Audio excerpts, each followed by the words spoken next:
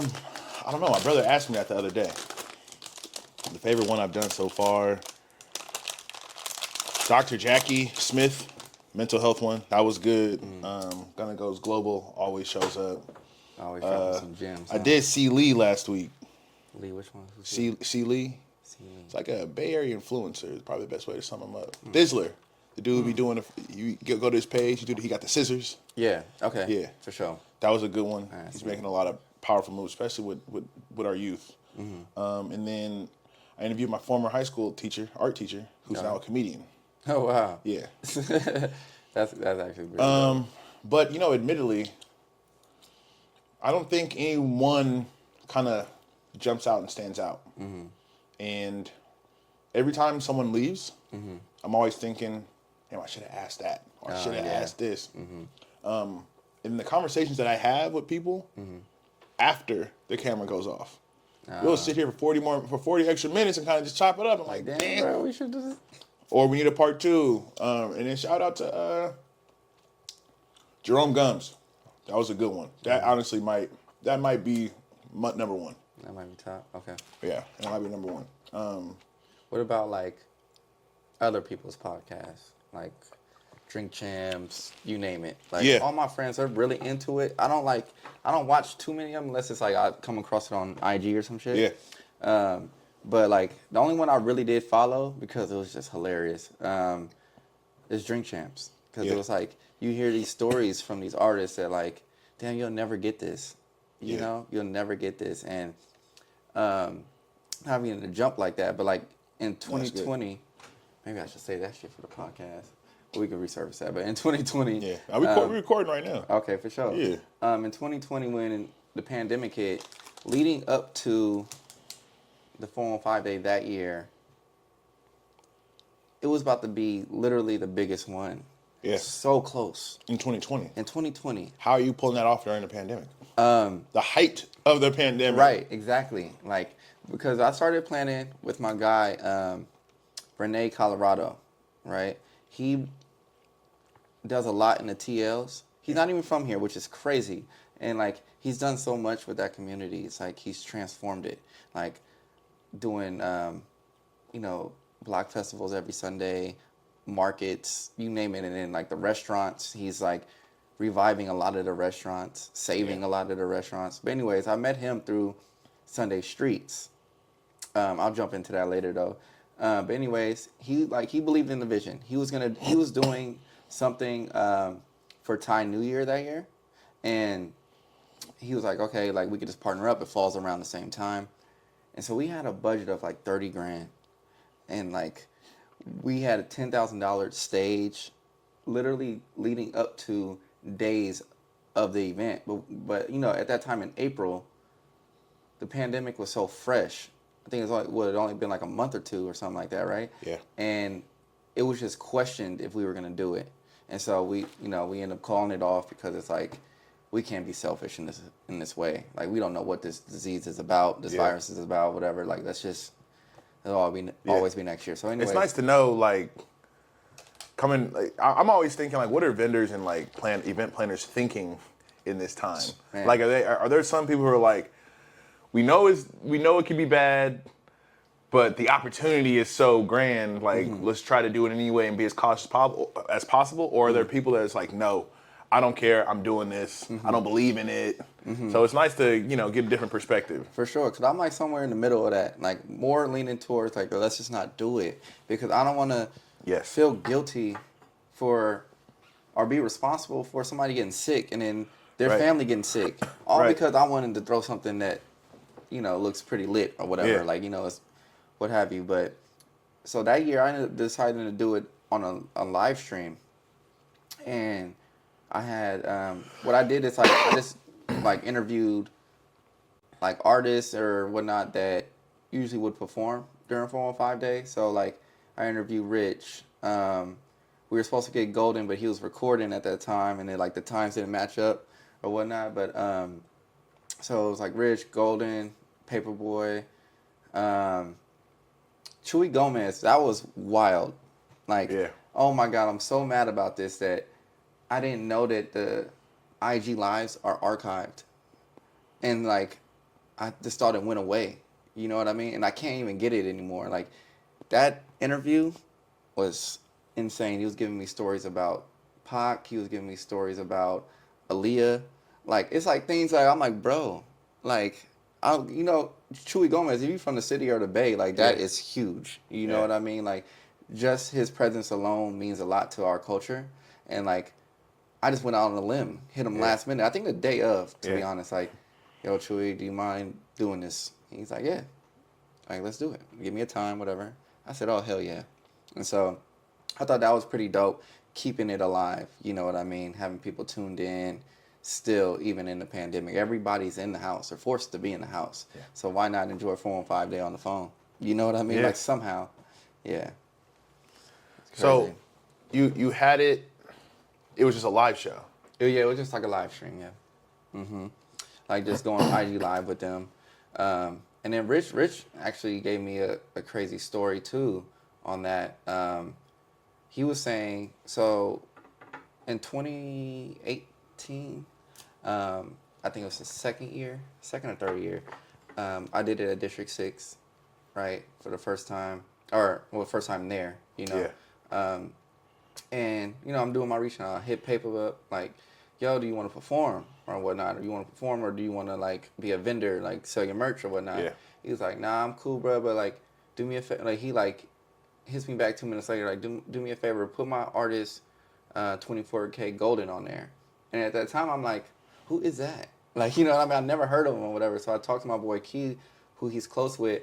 He's like, yeah, bro. He's like young. He's like 16, 17. But how far before the event is this? Maybe about a month. Okay. Is that typical to get artists? Because some flyers come out like months before. Right. Me, I'm like, I don't know. I always, when it comes down to promoting it, like, I'll throw little things here and there leading up to it. Old footage of one, just randomly. But, like, I don't really push hard until April, like, when it comes down to that. I'm going to have everything lined up, artists locked in and things like that. But as far as promotion-wise, like, because I don't want to, like, I don't want it to be in everybody's feed every day. It's going to be annoying. Like, if it means something to them, like, you know, if you've seen something lit, you're either going to like it, save it, whatever. You're just going to know. You don't need to see it every day to remind yourself. Yeah. So it's like, at this point, everybody knows April 15th is 415 day, right? Right. And they don't need that in in March or something to remind them, like, oh, that's next month. Like, you know. I actually think I saw it on my feed on April 1st. See, that's crazy, see? And then like, the first thing I thought about, like, oh, shit, it is April. 415 is, you know what I'm saying? Damn, it's 2 weeks from now. Mm-hmm. And that's good. I think that's all people really need. Like, nobody really plans their weekends or events, like, months ahead, unless it's like a concert or something, you know what I mean? But, yeah. And just to the listeners out there, welcome to another episode of the Next Wave Podcast. We bounce back, lock in, network, stay 10 toes down, let's surf. I'm here today with another SF native. Yes, sir. Chase Johns. My guy. Yes, sir. My guy. Appreciate you sliding through. Of course.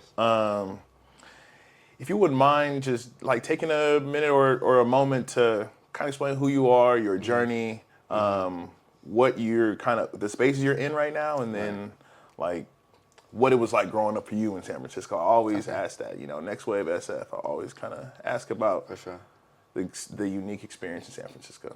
Yeah, no, to be honest, I feel like I really did have a pretty unique one.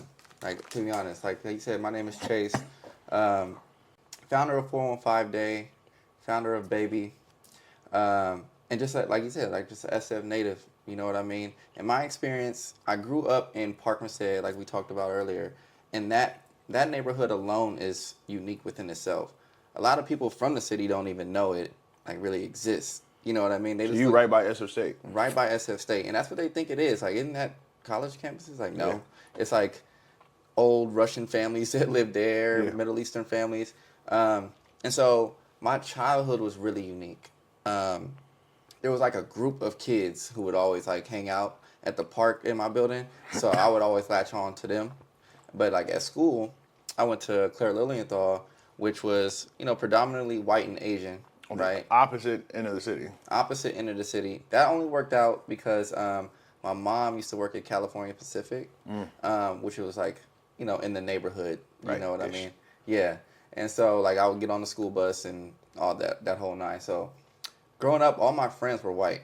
Yeah. Like all my friends were white. There wasn't anybody that looked like me there. Like there was girls that was African American, but it wasn't like maybe 2 or 3. Yeah. I worked there for 7 years, and That's insane. Yeah. Yeah, it's crazy. and each grade is like, because they got the Korean immersion program, Right. so I think it's like maybe a third Korean, and then you might have the rest of it almost all white, non-Korean Asian communities, and then you'd have like 5 to 8 black kids. Right. Exactly. You know what I'm saying? Not many Hispanic kids either. It was Right. every year though, and for it to be that school's public only in name. Yeah. Like, it's I hard to could get into. Yes. Crazy. Yeah, It's and crazy.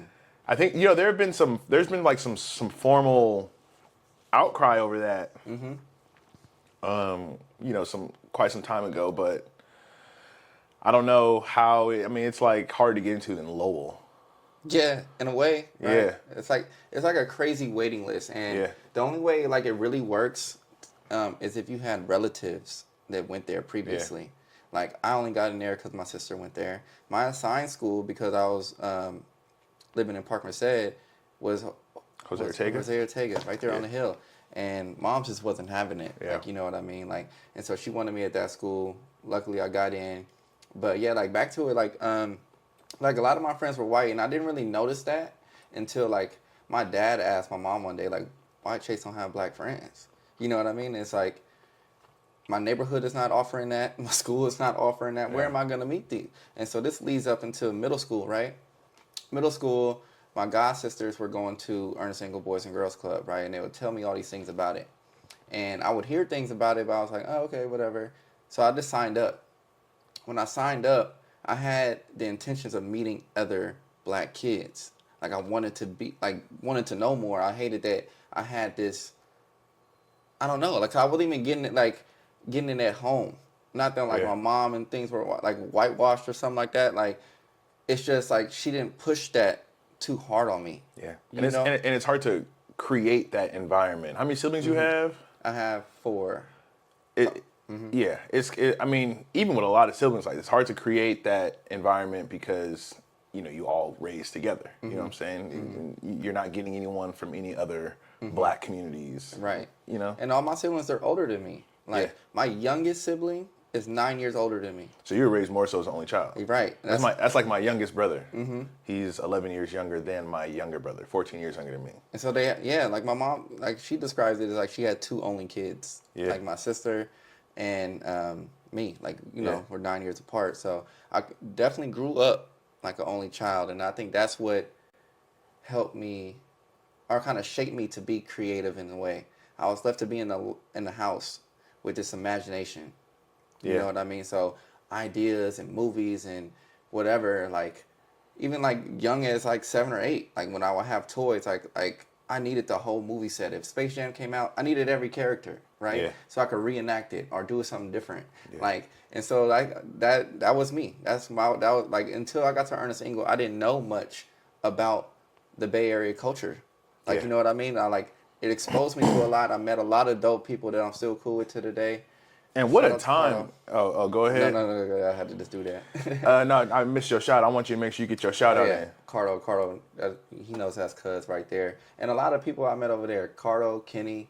I remember meeting Nate for the first time. Nate was always mean. I hope he hears this. Nate Ford? Nate Ford, yes. I had him on the pod. Always mean. Did you? Yeah. Dude, that's crazy. But shout out to Nate, though. Like, he's Did done you hoop? a lot. Did I hoop? No, I was a baseball player. I was baseball up until high school for real. Hoop for fun. Yeah. You know what I mean? Yeah, and I was saying, like, what a time to to immerse yourself into the culture. Like you mentioned, Bay Area culture, right? The height of the hyphy movement, right? The unique sounds around us, the unique just like practices and the way we wear our clothes. Like, I mean, you smack dab in the Jabos and Jordans era right now. You know what I'm saying? Like, yes. And I look so different to all of them at EI, because like my mom, like, you know what I mean? I hate to say this, but like this, not the typical, but single black mom raising 2 kids. She couldn't afford to give me every pair of Jordans. Yeah. She couldn't afford to keep me dripped out throughout the school year. Yeah.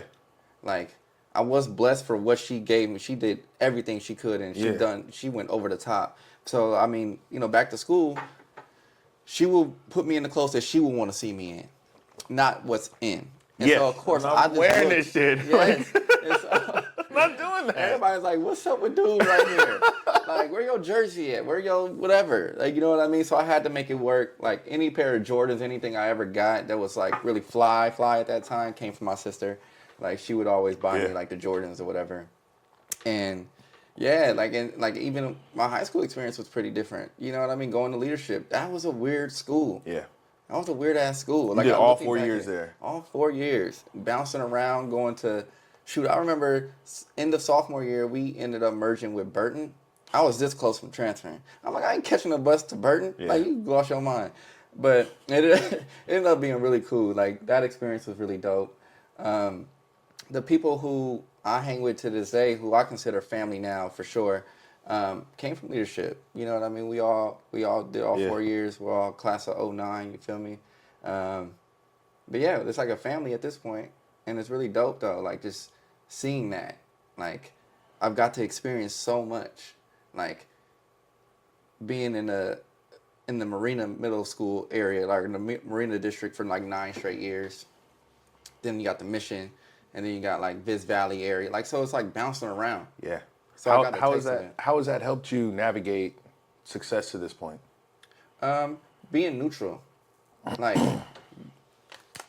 not having any ties to a neighborhood that, you know what I mean? One particular place. Right. And that, like, it just, because sometimes what happens is, like, say I was from Fillmore, right? Like, I'm not thinking about the Point that much.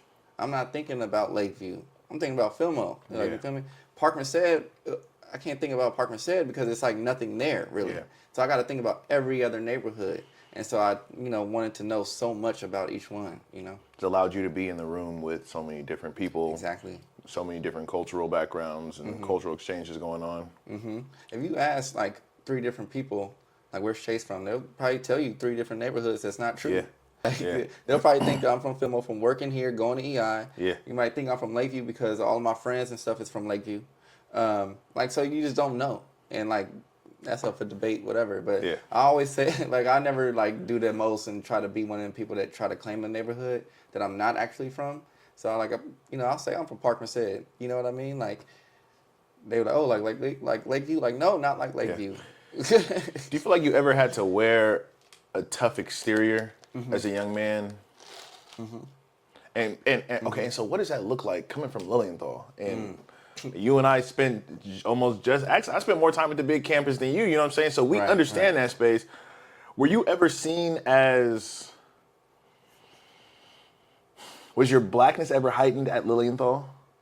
Yes. And did you find out when you got to Ernest Ingold? Dude. And what was that like? Yes, bro. Okay. At Lilienthal, You realizing you're like, oh shit, I'm diet black. Like, yes. Yo, like, I was dark skinned at Lilienthal. Like, Yes. I would think I was dark, right? Yes. I got to EI and I found out what light skin was. I didn't even know what light skin Yeah. was. I'm like, what are you talking about? And he's like, yeah, like this light skin nigga. I'm like, what? Yes. But like at Lilienthal, I was dark. Went from Lilienthal to just kicking it with a bunch of film on niggas. That's, Yes. And was like, oh shit. Yes. I'm liking it here. I'm kind of surviving, but you know. Learning so much. Culture shock. No, for sure. For sure. How do you, okay, so I guess you could have a culture shock within your own community. And that's what's so wild about that. It's like, dang, like, I've had to play catch up. Yes. Crazy, right? Yes. That's I have a insane. similar experience because I went to a very small school. I went to New Traditions, very small school, similar demographics to Lilienthal. Okay. And then I grew up in the YMCA, Presidio YMCA. Okay. Yeah. 5-minute walk from Lilienthal. And, you know, I didn't play Seahawks. You know what I'm saying? Oh, like, yeah, I didn't. Exactly. Now, don't get me wrong. I've been around kids in the neighborhood.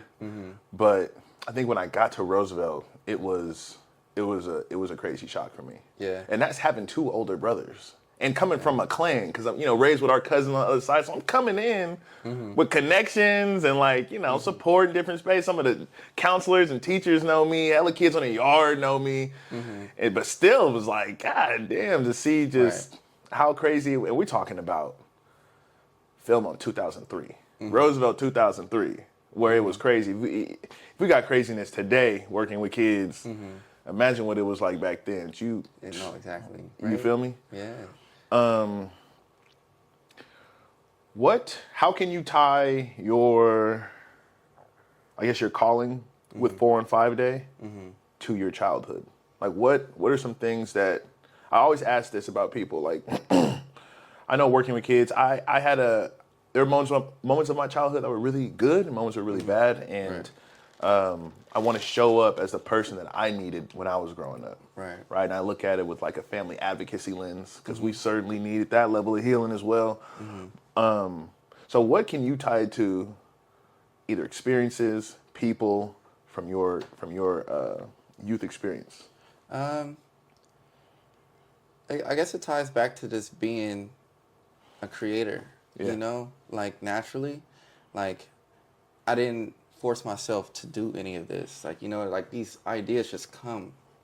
Like 415 Day, it's like not the least on my list, but it's like there's so much that I have, right? And we're going to get into that too. Right, okay. But wanting to do because I wanted to be a performer, right? Like I wanted to like rap or do something, you know what I mean? But was very realistic. That's one thing that like I will credit myself on, is I'm really a realist when it comes down to ideas. I know if something's not going to work and whatnot. Yeah. There was a time where I just wasn't confident in my raps, but wanted to do it. Yeah. And then I'm like, okay, so to tie it into 415 Day, it's like, okay, if I'm not rapping, how do I put on these artists? Like, I would want this opportunity if I was taking music serious. So I'm like, let me do that. And then the ideas to start flowing, I'm like, oh, clothing brands, that'd be dope. Food trucks, that'd be dope. Skating ramps, rock climbing wall, anything like that has to do with the city, all in one day. And like I was at 420 when I thought about the idea, and like I'm like 420. Yeah. Oh shit! I'm like 415. Like that's possible. I'm like nobody's doing this. Like, how come? And you know what? I think it comes down to that, is nobody's doing this because I think Nas said something like there is no original idea in hip hop. And that you can credit that to a bunch of different spaces. So I learned about 415 Day when I learned about Pi Day, 314 Day. Yeah. You know what I'm saying? And then I was like, and the same day I was like, oh, well, Oakland got the May 10th, you know what I'm saying? The 510 Day. But it comes down to, he put it on wax first. And that's something I'm thinking about with my channel as well. But it's interesting that, I mean, how much help did you have like with these ideas? I know you kind of credit your creativity side. Are you ever bouncing ideas off with somebody? Just my close circle. Yeah. To be honest. But with 415 Day, I told it to my boys, Key and Troy first. Key was with me when I thought about it at 420, and then the next person I talked to was Troy, and I brought him to Stern Grove. Just randomly, he didn't know why the hell I was bringing him there. And I'm like, bro, this is rock with me, whatever. And we on the stage just looking at it, and I just dropped the idea. He's like, bro, that's dope. Like, you know what I mean? And like, as far as the help goes, I credit my boy Omar. He's from Film Slow O. He was working at EI with me at the time, and he's an artist of like probably 10 years at this point, 10 or something like that at the time. And he's the one that introduced me to Rich, right? After I gave him the idea, he was just like, bro, let me help you with this. This is really dope. And he's like really been key to the success, to be honest, like the start of things. Like I had a friend of mine, Hannah, who was working at EI. She drew up the proposal. I didn't even know what a proposal was until I went to San Francisco, that clothing store. Randomly on my lunch break, and was like, hey, I have this idea. I was talking to whoever there. We better run it. No, you good. Okay. I'm talking to him randomly. And he's like, dude, this is dope. All you need is a proposal and da-da-da. I'm like, okay, for sure. So I gave Hannah the idea. She drew it up. Omar, introduced me to Rich. And that was huge for Rich to believe in it. And at this time, I'm a nobody. Like, you know what I mean? Like, I don't have nothing going for myself, really. Like, in the streets type of thing, you know what I mean? Like, my name is not out there. And so, O is, though. And so, he had faith in O that, like, you know, I'm bringing some BS to him. And Rich believed in the idea from the jump. So, he was, he came and supported, and they had his artists perform there. Like his daughter Bianca, Troy. To Lilienthal too. Yeah, exactly. Right. Super tied in. But yeah, so like that, I think that was like, I credit that, and like I said, Renee Colorado for like funding it and believing in it. Like, you know what I mean? Like I wouldn't be able to pull this off by myself. I've tried it. Yeah. I tried it. Like, I've met with the city. The city like, Chase, yes, it's great, but you have to have the money to do this. And I just didn't, And so I tied in, like, the city is the people who introduced me to Sunday Streets. Sunday Streets believed in the idea too. And so we did this one big one in front of City Hall. Like, it was huge, right? And I wouldn't be able to do that just by myself. So it's just those resources. Yeah. Networking. Like, networking, dude. It's baked into my my slogan. Yeah? Bounce back, lock in, network. Oh, nice. Okay. Yeah. See? You listen to it, you listen to it again. That's dope. Okay, yeah. No, Specific order too. That's insane. Yeah. I think I mentioned it when I was talking to C. Lee. She's dealing with somebody who's in the trenches at that point, figure out how to bounce back. Right. Once you got that clarity, you can practice reflection, allows you to lock in. Yeah. Once you lock in, you start building yours. Now you got a network. Right. That's real. And, from there, after the first couple years, I had no problem really getting up and coming artists for sure. Yeah. I do thank Jordan a lot for doing it like the first, I think he did it, the one in front of City Hall. Like he's performing at this time, he's like building a lot of traction. Like he's almost on the height. Like, you know what I mean? Yeah. So he did it for free. You know what I mean? The following year, not the following year because it was a pandemic. 2021 is the one everybody just remembers the most. Yeah, I was in France on that one. Yeah, I think you were telling me that, right? Yeah, I was watching it from France. Dang, bro, that was the one because I wasn't even expecting that. The pandemic was still crazy, and that's back when it was in like the middle of a street. Yep, in the Tenderloin, right there on Larkin. Yep. Okay. Yeah. Usually just fiends up and down there. Yeah, and I was like, why that spot? Exactly. And I'm probably not the only person. Of course. Okay. I had a lot of people saying like, yeah, but I'm not messing with the area. So why that spot? Renee was doing something on that block anyways. Yeah. And that's where he does his Thai New Year festival. Mm-hmm. And so he's like, yeah, I can give you this block for free. Like, I don't have to pay nothing.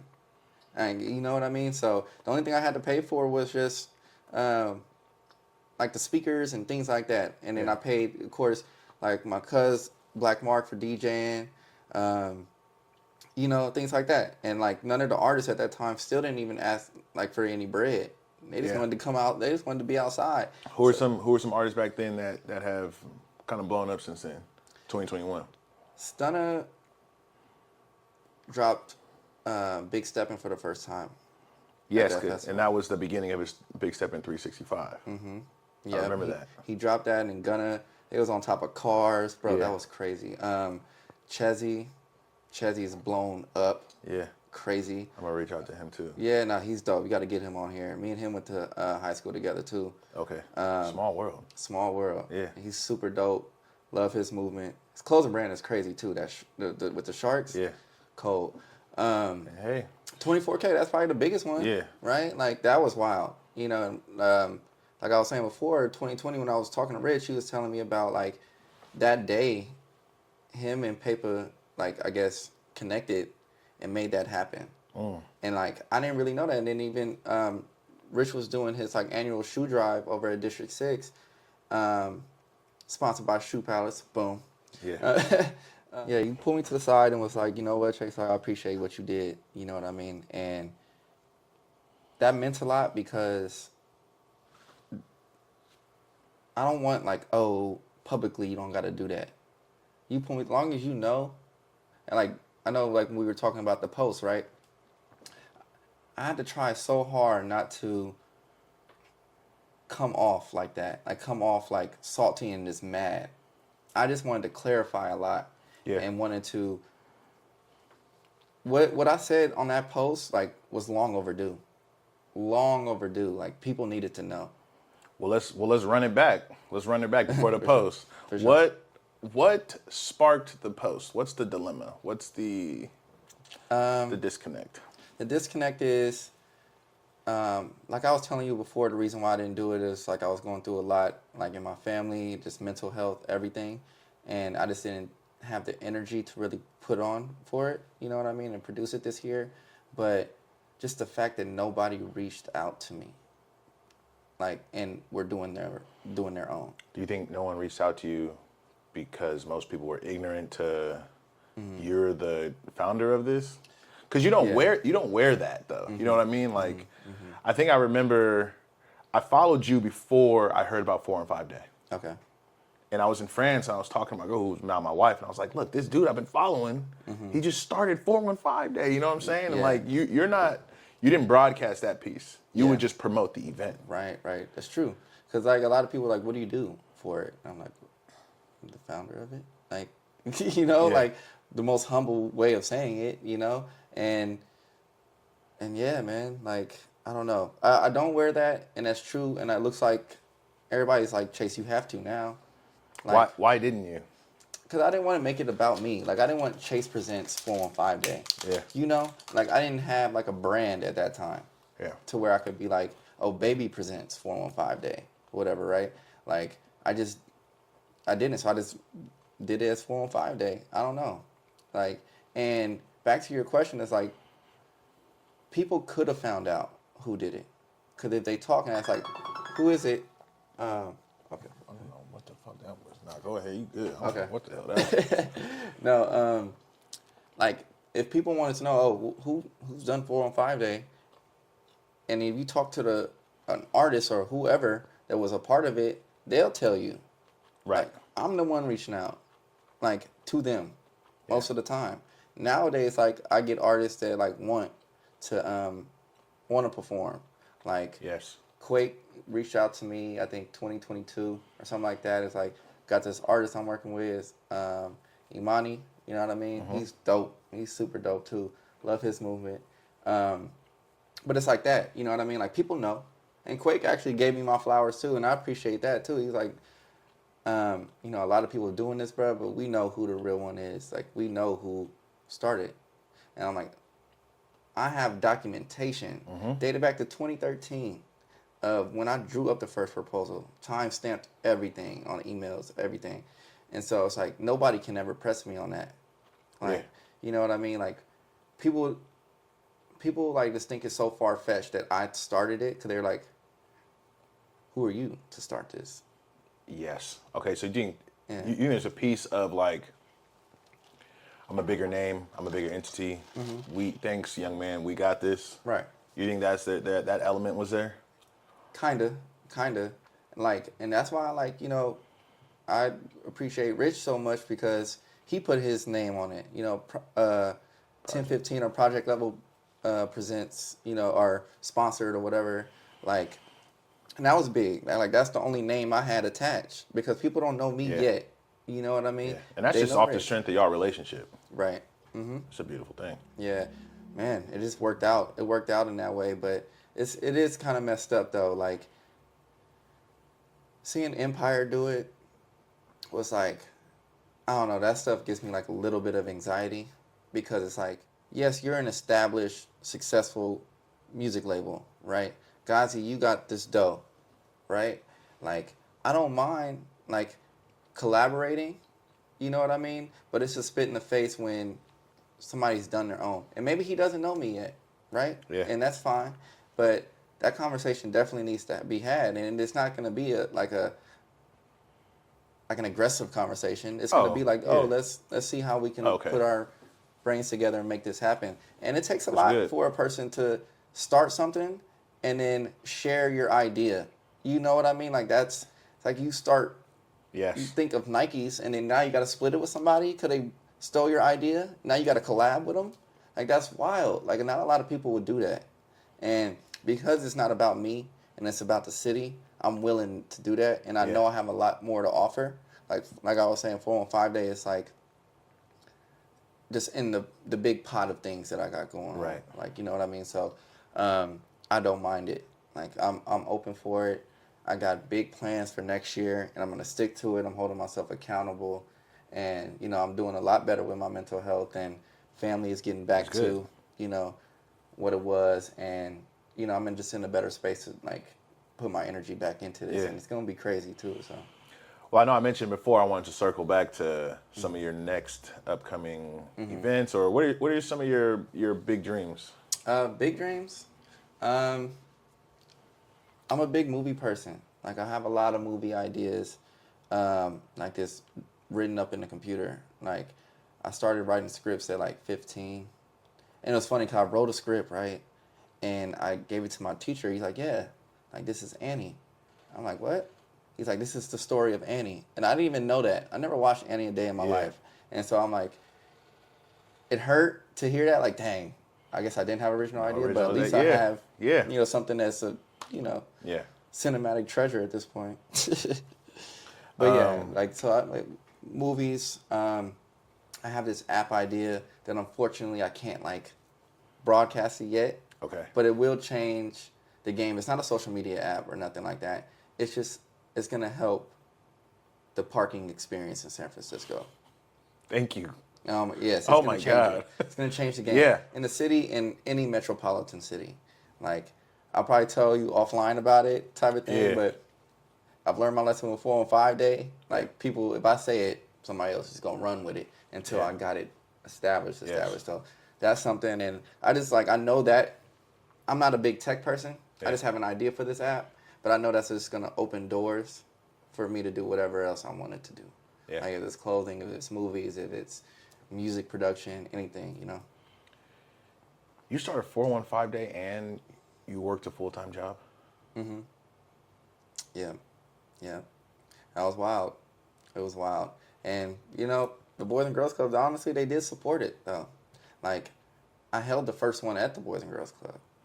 Like, you know, Which like one? In the parking lot, Columbia Park. I used their parking lot for it. And it was more so for kids. You know what I mean? Like, that was like, I didn't want to make it too lit at the club. You know what I mean? Like, I didn't want that. Like, and so I just made it more tailored to kids and things like that. Had music. Had Batters Up food truck out there. Mickey Mouse came for the kids. It was like just random. But it was like, I have to do it though, right? Like, I have to start this somehow. And so that's, I mean, year after year, it's just kind of grown and ventured out in different locations. Did you, you went to college out here? I did. I tried City for a couple of years. And just like, what am I doing here? I'm not a big, like, I was like a C average student. Like, I just really didn't care about school because at a young age, I seen that, like, I don't need this. I don't need these particular classes in life, though. Like, I've seen it ahead of time. Like, I know for some reason I'm not going to need long division in my 30s. Like, I just know I'm not. And so, like, I didn't take it serious. So even with City College, I love the idea of college, but yes, you're an established, successful music label, right? Gazi, you got this dough, right? Like, I don't mind, like, collaborating, you know what I mean? But it's a spit in the face when somebody's done their own. And maybe he doesn't know me yet, right? And that's fine. But that conversation definitely needs to be had. And it's not going to be like an aggressive conversation. It's going to be like, let's see how we can put our brains together and make this happen. And it takes a lot for a person to start something and then share your idea. You know what I mean? Like, it's like you start, you think of Nikes, and then now you got to split it with somebody because they stole your idea. Now you got to collab with them. Like, that's wild. Like, not a lot of people would do that. And because it's not about me and it's about the city, I'm willing to do that, and I know I have a lot more to offer. Like I was saying, 415 Day is like just in the big pot of things that I got going on. Like, you know what I mean? So I don't mind it. Like, I'm open for it. I got big plans for next year, and I'm going to stick to it. I'm holding myself accountable. And, you know, I'm doing a lot better with my mental health, and family is getting back to, you know, what it was. And, you know, I'm just in a better space to, like, put my energy back into this. And it's going to be crazy, too, so. Well, I know I mentioned before I wanted to circle back to some of your next upcoming events, or what are some of your big dreams? Big dreams? I'm a big movie person. Like, I have a lot of movie ideas, like this written up in the computer. Like, I started writing scripts at like 15. And it was funny because I wrote a script, right? And I gave it to my teacher. He's like, yeah, like, this is Annie. I'm like, what? He's like, this is the story of Annie. And I didn't even know that. I never watched Annie a day in my life. And so I'm like, it hurt to hear that. Like, dang, I guess I didn't have original idea, but at least I have, you know, something that's a, you know, cinematic treasure at this point. But yeah, like, so like, movies, I have this app idea that unfortunately I can't like broadcast it yet. Okay. But it will change the game. It's not a social media app or nothing like that. It's just, it's going to help the parking experience in San Francisco. Thank you. Yes. Oh my God. It's going to change the game. In the city, in any metropolitan city. Like, I'll probably tell you offline about it type of thing, but I've learned my lesson with 415 Day. Like, people, if I say it, somebody else is going to run with it until I got it established. So that's something. And I just, like, I know that I'm not a big tech person. I just have an idea for this app. But I know that's just going to open doors for me to do whatever else I wanted to do. Like, if it's clothing, if it's movies, if it's music production, anything, you know. You started 415 Day and you worked a full-time job? Mm-hmm. Yeah. Yeah. That was wild. It was wild. And, you know, the Boys and Girls Club, honestly, they did support it, though. Like, I held the first one at the Boys and Girls Club. Like, you know, like in the parking lot, Columbia Park. I used their parking lot for it. And it was more so for kids. You know what I mean? Like, that was like, I didn't want to make it too lit at the club. You know what I mean? Like, I didn't want that. Like, and so I just made it more tailored to kids and things like that. Had music. Had Batters Up food truck out there. Mickey Mouse came for the kids. It was like just random. But it was like, I have to do it though, right? Like, I have to start this somehow. And so that's, I mean, year after year, it's just kind of grown and ventured out in different locations. Did you, you went to college out here? I did. I tried City for a couple of years. And it's like, what am I doing here?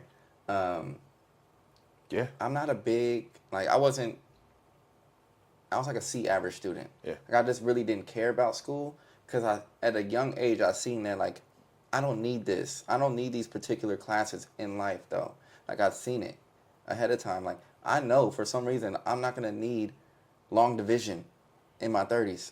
Like, I just know I'm not. And so, like, I didn't take it serious. So even with City College, I love the idea of college, but me having to take those general ed classes all over again was super discouraging. Like, I got to sit through math classes for a couple years to learn about what I really want to learn about. Like, so I was like kind of BSing. I was just taking the classes I wanted to take, like acting classes, broadcasting classes, just anything other than math and science and everything like that. So I tried it. You think you might pick it up one day? No. When life slows down? Oh. Yeah. Like college? Just, No. I think I would like just educate myself on whatever field that I'm, you know, like that's just where I'm at. You know, like it would be great to have that under my belt. Congratulations to you. Like I said, I happened to see you at your graduation. My boy Dre was graduating. I don't. That's crazy too. Yeah. But for me, it's all about proving that I could do something that I wasn't spectacular at. I think I was a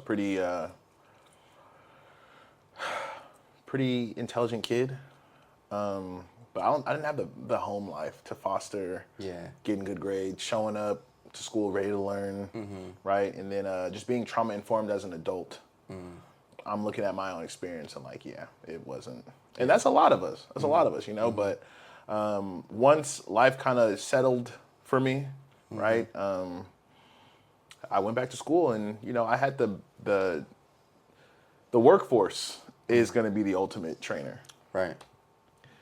because if you slacking off at work, you're not getting a phone call home. No. Right. You get Phone call upstairs. exactly. I'll call upstairs. I'm taking that. So it's like, are you finna get in the way of your own bread right now? Right. And then once I started to once I realized I had a skill that I could leverage on the market, that's when I really started to be like, yo, like, because you know, I've heard my father talk about business models, and people like, man, if you do this, you can do that. All you need to get this piece done, and you can flip it this way. So I already have that in the back of my mind. But you know, it was at Lilienthal. You know, was doing youth sports, and then just had a vision behind it, and then asking for funding, and that going. You know, I was doing the. I was working for myself for a little bit. It was really nice, and that's something that I'm trying to measure back up to and exceed now. And this is, you know, all this is a part of it. But yeah, for me, it was just like, hey, I got something on my list. I got a unchecked box. I got unfinished business. Let me run it back. You know, I got my gold ropes. You know what I'm saying? Like and the first thing I did before I enrolled was I went back to the district and asked for my high school transcripts. One of the most gut wrenching things I've ever. I mean, low, right? And then to be able to have the ropes, you know, that's nice. It is nice. It is nice.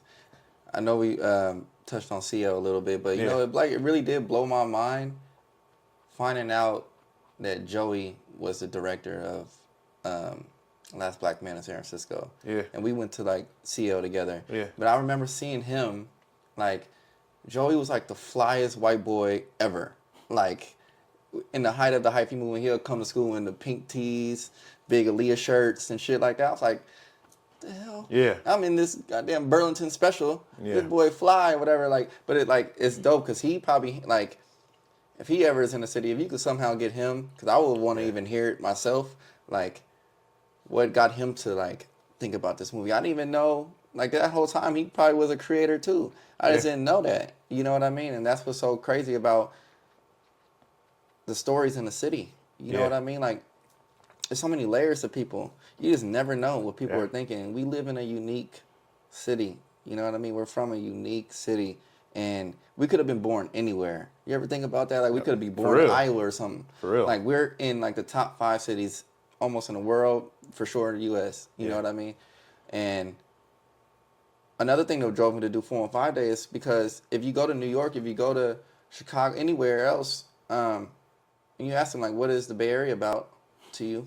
What is San Francisco about to you? They're going to tell you everything that it's not, really. You're going to say painted ladies and tech and stuff now or whatever, but before it was just like, oh, movies are filmed there, Mrs. Doubtfire, but they don't know nothing about our culture. Yeah. That's a problem. And the Bay Area stays in this box, dude. Why is that? I don't know. The hyphy movement has some of the best hip hop. For sure. Like, it's some of the best hip hop movement of all time. And then I know for a minute we did collaborate, you know what I'm saying? Like, with that. Yeah, exactly. And that, the look you just had, that's why I was, you feel me, 8th and 9th grade, like, hell nah, give us our flowers. But nothing sticks. And, you know, there's a sound, like, it's like the California sound now. Right. It's Bay Area, Fresno, Stockton, Sac, all the way down to, you know what I'm saying, all the way down to L.A., like, people are not fucking with that California sound. They're not. They're not. It's messed up. Like, Mustard took our whole sound. You know what I mean? And ran with it, dude. Yeah. Ran with it. And, like, it is a shame that we do stay in this box. And I don't know why that is. We have, like, small town complex for some reason. We don't, like, we want so much culture and we want all these things to happen in the Bay Area, but we just want it to be here. Yes. Like, the minute somebody, like when Drake did the motto, right? Instead of being like, oh, shit, we hating on him. Like, why though, bro? Like, why are you hating if people come over here and film a video and things like that? Why you want to rob them and stuff like that? Like, artists don't come out here because of that reason. Like, and it dates from the 90s when, like, Biggie was getting set up and stuff out here and the whole nine. Like, it's like, we got to get out of that. And what's happened, and I'm not even going to say any names because we all know who they are. They'll start off here and then they'll move to LA and then blow up. This happened so many times because they know, they're actually smart to know that gotta get up out of here. I'm only going to be neighborhood famous if I stay in the Bay Area. You want to go down like that? Like, it took Mac Dre to pass away, and then 5-10 years down the line, people hint at him a little bit. Yeah, a little bit. A little bit. And then they'll say, E40 and Too Short. Okay, there's so many artists out here, but why aren't we neighborhood names? I mean, not neighborhood, household names. Across the country. Like, this is insane. Like, and, you know, I credit, you know, 24K for putting us on, things like that. But, like, outside of him, who do we got? We got Stunner for sure, right? And Stunner's blowing up, and I got a lot of faith that he can be one of the artists, you know? But I don't want him to be Bay Area famous. Like, he needs to be Atlanta famous. He needs to be Chicago, everywhere else famous as well. But not just him. You know what I mean? Like, there's so many good artists. Like, the FNG movement, that is kind of crazy. Yeah, I was just going to say, I gotta credit them too, because they're a whole nother sound. And I like the fact that we have different sounds. You got your Thizzler rappers, you know what I'm saying? You got FNGs. Like, I think that's a beautiful thing too. Yeah, it's dope. Like, shout out to Sam. Like, he's cold. Professor Gable, that's my guy. And like, you know what I mean? Like, that whole movement, it's like 30 of them or something at this point, right? But it's 21, really, I think. Is it? Yeah. Like, it's wild. But I love that they, like, click together. Yeah. And there's no egos. I sat in randomly. I drove by and they like flagged me down, like, "Oh, Chase, what's up?" And I'm like in a Victorian home. I think it's App's house. I think something like that. And in every room, people are just like either making music or doing something. Yeah. I'm like, I ain't never seen nothing like this in my life. And at the end of it, everybody goes around and says like what they took from it. I'm like, oh, this is different. I'm like, this is different. Yeah, the peer learning exchange and collaboration is ridiculous, and I think that's probably the genesis. I mean, I got to get him on a pod. He'll definitely have an episode, but crazy. I want to know how they split funds though. Yeah, I don't know. It's a check going 21 ways. Dang. I don't know how that works. Well. Apparently it's working. It's working, because some people would have been out or something by now. So, I mean, hopefully, that type of movement, I feel like at this point, it should be known at this point. It should be, world stars and people like that should be posting these videos. And people should be knowing about these artists a lot more, which is just kind of crazy. But, they'll have their time soon, I'm pretty sure. I'm sure. Yeah. And then I know you're in a relationship too. Yeah. Juggling everything. Dude, exactly. But like, what's really cool about like my relationship is like I've known her for like since like 2017, 2018. Okay, so it's like we've always been cool. Yeah. It's like we're just now starting to embark on a relationship type of thing. I see. Still kind of fresh, or?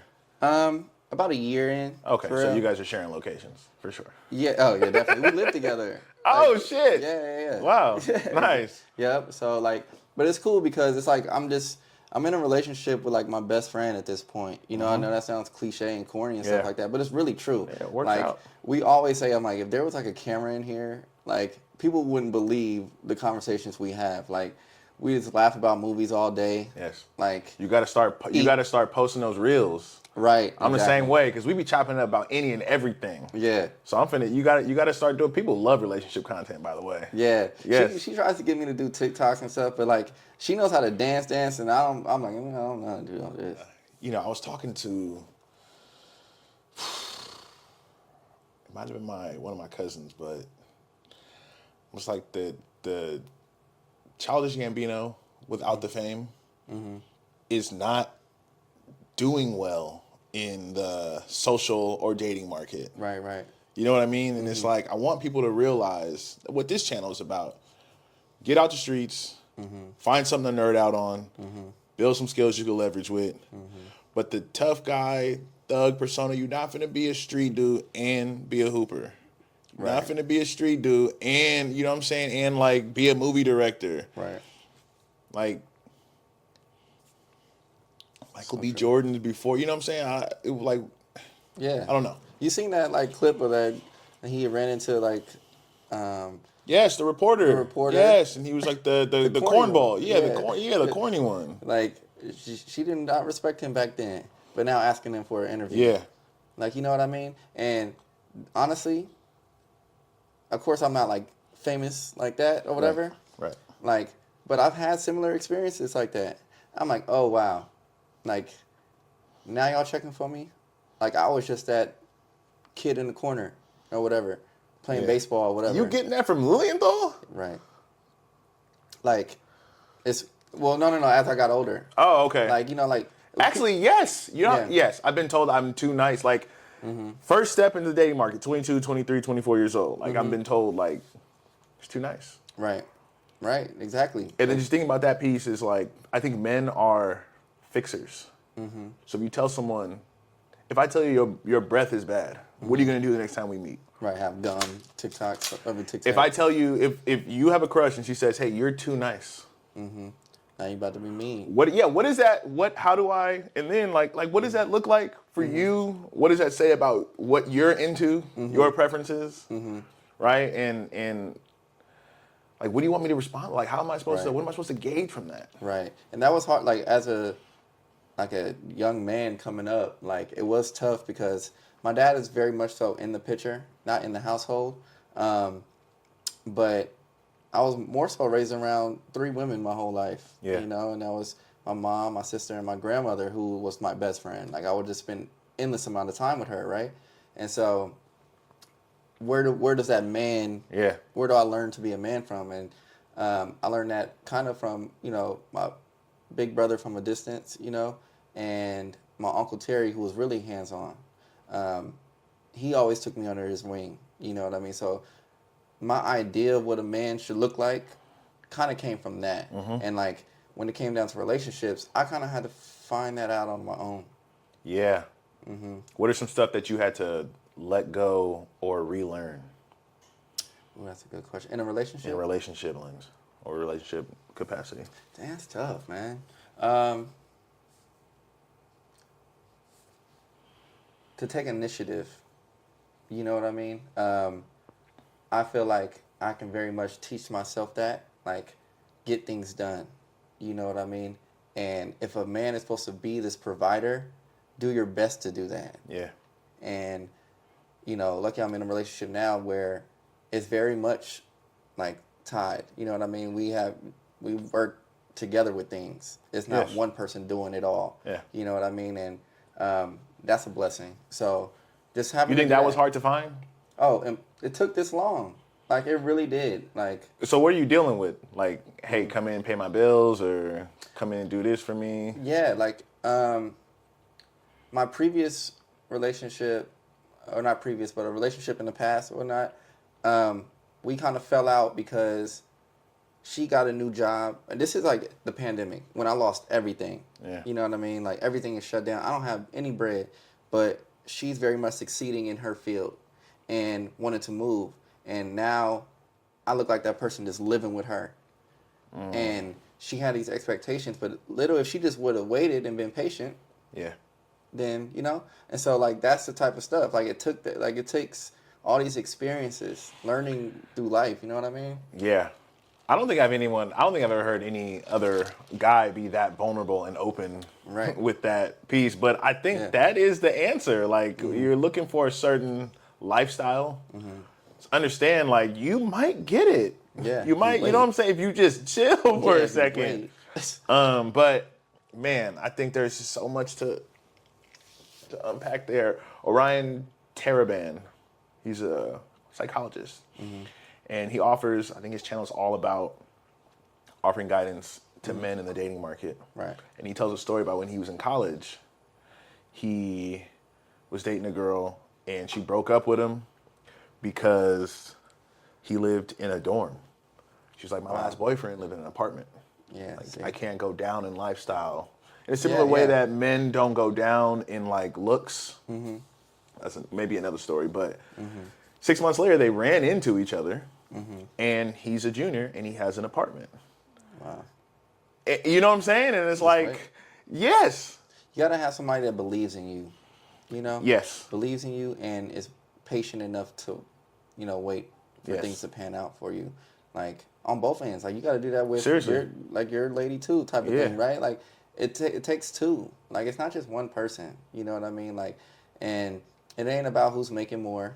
It's about, like, are you guys doing the best you can for this relationship and for y'all lives? Yes. You know what I mean? Especially, like, living. Like, if you live with your partner too, like, it's a whole different responsibility. Yeah. You know what I mean? So, I think being present and engaged is the most important piece. It's not about, are we going to Tahoe every Christmas and Dubai and Aruba a couple times a year? It's about like, no, like I'm raising kids who know what it's like to have a mommy and a daddy. You feel me? Yeah. And some of the best families I worked with were transparent about like, hey, we don't make much money. But their kids are the most well-behaved kids. You know what I'm saying? Got the academics done, student government type kids, getting jobs early on. And I think it was me working with kids for over a decade. Like, okay, this is the formula. This is how you got to do. Because you never know what your kids is gonna be like. Right. It's gonna be scary. You might have a real demon in the club. You feel me? Like getting a phone call, like what? Yes. Which may be tough because I think we also the generation that's like, all right, we not whipping our kids no more. Right. You don't really see that. I can't. You don't see it anymore. And then it's like, okay, all the kids that grew up in the late 80s to like the early 2000s, it didn't really work with us. You feel me? So it's like, I'm not. And then another thing for me to unpack is I'm probably going to discipline my son differently than I discipline my daughter. Right. It's true. So, and I think we're the generation of entering that with intentionality and judge a man's character first. Definitely. Men don't hit their financial stride till 45 to 55 years old. That's wild. You feel what I'm saying? Right. That's crazy. The other piece is like, why would they? Why would they? The average guy who just takes the minimal steps and getting better and better a little bit every year, he's not going to qualify for that corporate job until he's, well into his 40s. For sure. And he's been doing this for a while. You're not going to get there. You're going to get a different type of lifestyle from a 35-year-old than you are a 25-year-old. Exactly. Who do you want me to be? Exactly. This is it. I make $55K. Right. Can we just go to the park and get some grilled cheese and chop it up and burn one? Yeah, not for real. Exactly. Like, why can't... Exactly. And all the girls who are like, okay, yeah, let's do that. The ones who really like that guy, they're the ones winning. They're the ones getting the rings. They're the ones that, you know what I'm saying? Or the profound relationship. I know a lot of people not bought into marriage, but those are the ones who are getting it. Yeah. The city girls, they're not really, you know what I'm saying? Tap in. That's not, it's not cutting anymore, sis. That's out. Yeah, that's out. Exactly. Because, you know what I'm saying? The ones who see the value in the guy who not going around being a terror in the classroom, sagging his pants, arguing with everybody, can hear the music blaring in his ear. Yeah. You know what I'm saying? In the back of the class, disturbing everybody. Yeah. And then, because I tried. Right. Because I'm nonviolent. Exactly. I'm square bear. Like, okay, well. Nah, because now at 30, it's a lot of life after high school. Remember that. For sure. Because now at 30, we are in Dubai and Aruba. And now we the cool ones. Exactly. That's funny. The ones that's around. And so, funny. But I really want to like, there's that piece. And then there's a piece of like, hey, I don't want to experience down the line any young person I worked with that was in the streets and I recognized, hey, Tarquin, you saw something, you didn't say anything. Like, why didn't you do anything? Like or like, I'm not in jail, but I can't get a job anywhere. Yeah. I don't know how to build the skills to leverage in the market. I wake up every day and I'm going through 3 or 4 blunts. I'm living a lifestyle where I'm a slave to my desires and I don't know how to network and collaborate. Why didn't you say anything? And so I'm eliminating all of that. Right. If you were in the streets, get out the streets. Gunna Goes Global said it's 100% failure rate in the streets. Damn. And why not listen? Why not listen to your elders, to your OG, somebody that can teach you something? So No excuses now. Ain't no Education through accountability. Accountability through education. Boom. That's a gem. Hell yeah. That's a gem. Well, I know you gotta get up out of here soon. Anything else you want to drop? Anything you want to ask me or tap in with? Shoot, what inspired you to start the podcast? Well, I think off rip, going back to seeing a need within, like, I just understand we're in a state of emergency with the young black men in San Francisco. Right. Like, there's a lot of us who are underrepresented, underserved, with no options. So being able to teach something explicitly or demonstrate it myself. And so I've worked with a lot of kids and I've demonstrated what it's like to be in a contentious point without being disrespectful. I've demonstrated what it's like to be getting failure after failure after failure, but also coming up with a different sort of option. Right. And so the podcast is me kind of demonstrating that and explicitly teaching it. And then just, wanting to show up. I'm from the city, right? Next Wave SF. Want to be a collaborator here. There's a lot of talent going around. There's a lot of knowledge going around. I always tell people my invite, like, your experience will greatly benefit my listeners. And then being able to immortalize myself. Ooh. Gotta dig deeper with that one. Okay, so Kevin Samuels is not dead. You can just go to his page and he got 5,000 hours worth of content. Right? Who are some other like Draco the Ruler? I mean, my boy was talking about him the other day. Yeah. And he was like, it doesn't even feel real that he's gone. Because you can go to his page and listen to a bunch of stuff. Yeah. I want to be able to leave something behind. Okay. I want to be able to leave something impactful behind. That's a beautiful thing. So if something does happen to me, somebody misses me, I'm finna cut that episode on where he was with Chase and they was chopping it up about 4 and 5 day. That was probably the best time. Now this answer kind of ties back into the first thing you asked me, which is your favorite interview.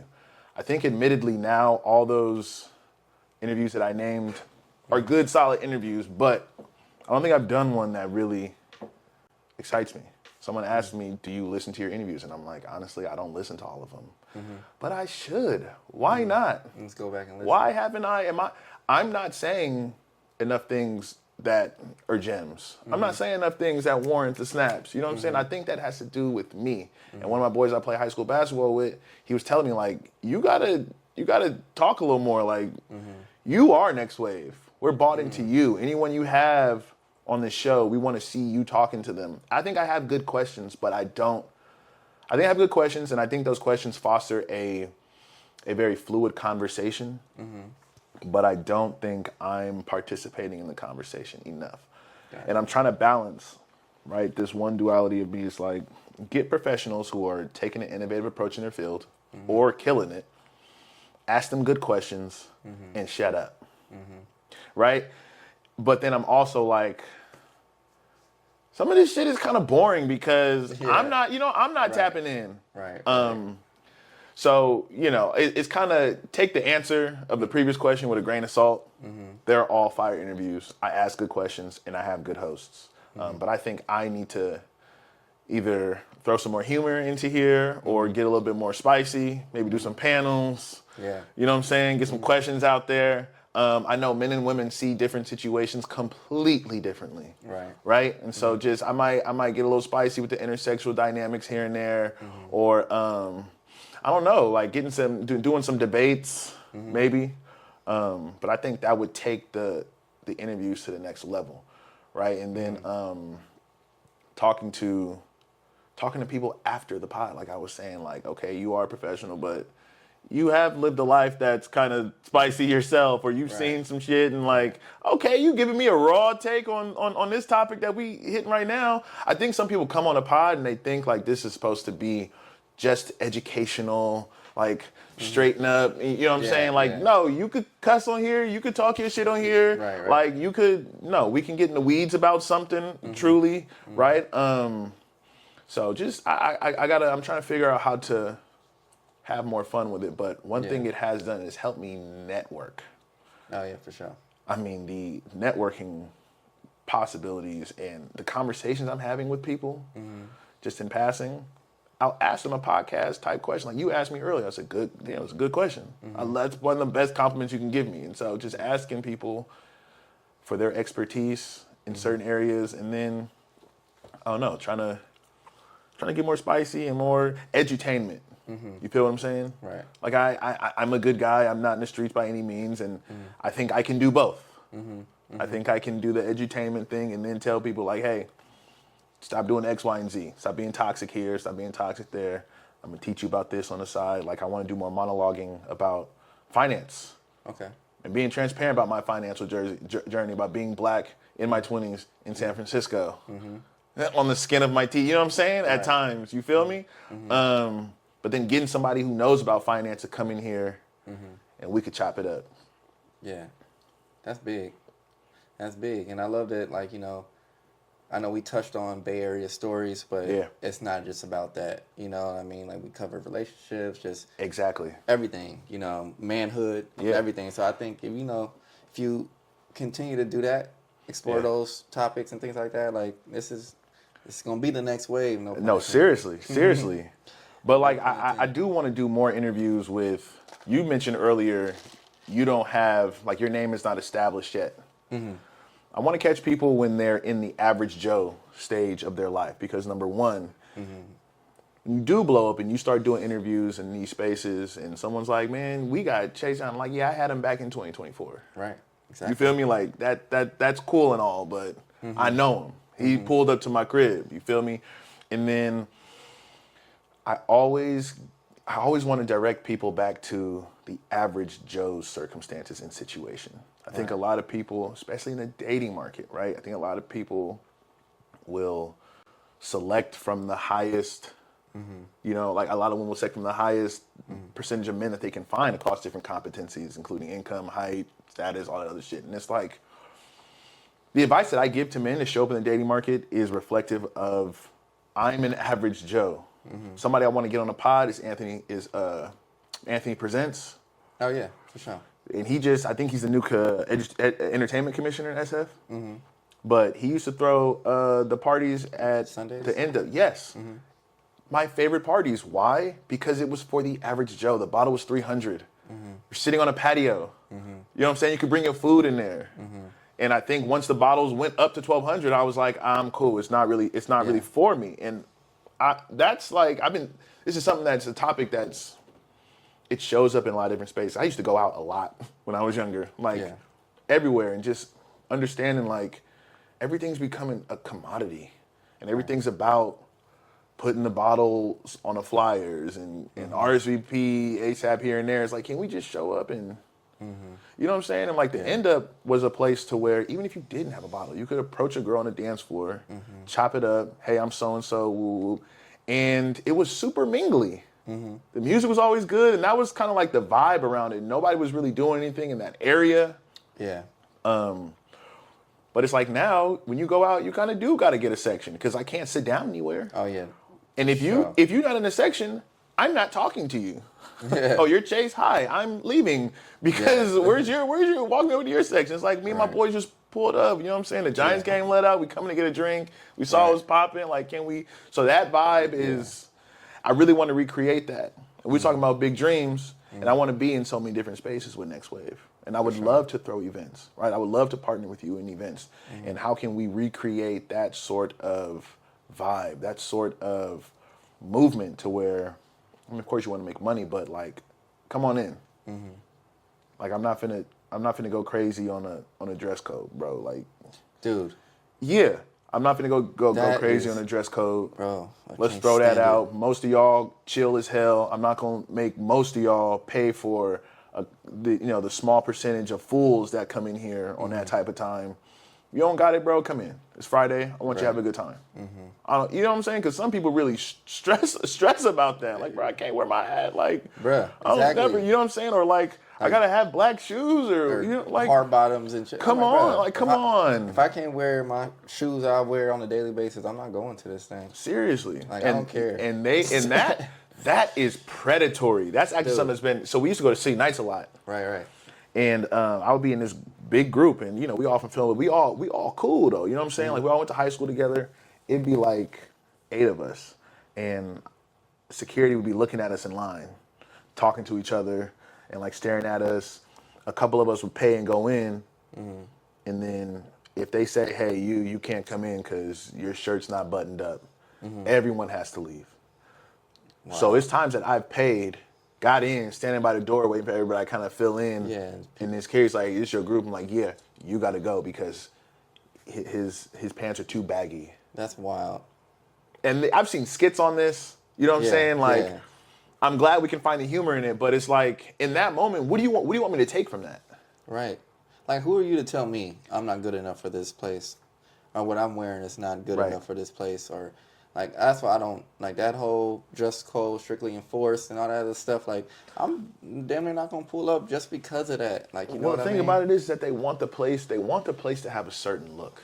And I get it from a marketing standpoint. We want all the guys in here to be fly as hell because we want the women who get in here for free to have the options. It's all marketing, and we don't want you who's not dressed as well as him to kind of be in that space. That's what it comes down to, and it's like on the flyer it says Juneteenth. Yeah, you know what I'm saying? Like, can we turn up or not? Like, can we come in or not? What's all this? Dude, I did an event in San Jose with an artist I was working with named Trina, and she had a show with Big Dave, right? Big Dave Presents or whatnot. Yeah. It was out in San Jose, and I show up or whatever, wearing what I want to wear. I got a hat on. As soon as I get to the door, they're like, "Oh, you can't wear hats." Yeah. So I'm like, "For real?" And so I had to do the whole Dave, bro, it's good. You're like, "Oh yeah, it's good." Yeah. So why is it sometimes? And then when I'm in there, I had a hell of people like, "Oh, you gotta take your hat off." I'm like, "No, I don't." Like, cause one, there's a whole section of Niners right here on the stage with us with hats and whatever the hell they want to wear. Yes. And they're VIP. Well, I'm like, well, I'm performing. Like, oh, okay. But like, it shouldn't have to take me to say that. Yeah. Like, you know what I mean? Like, why do some people get to wear what they want to wear? Like, you know what I mean? Like, that's dumb. Yeah. Because they're VIP. Yeah. That's crazy. If I paid $300, $400 for a bottle, I get to wear what I want to wear. For real? Like, that's insane. Yeah, and 415 Day had that vibe. 415 Day had the vibe of like, just pull up. Yeah. Even when y'all went from Larkin to District 6, y'all in a set venue now where you could actually do that. Even when y'all went from there, it was like. I never charged anybody at any of the 415 days. So if anybody's ever paid a dime to get into a 415 day that was not mine, like, I stayed true to that. Like, I will always want it to be free.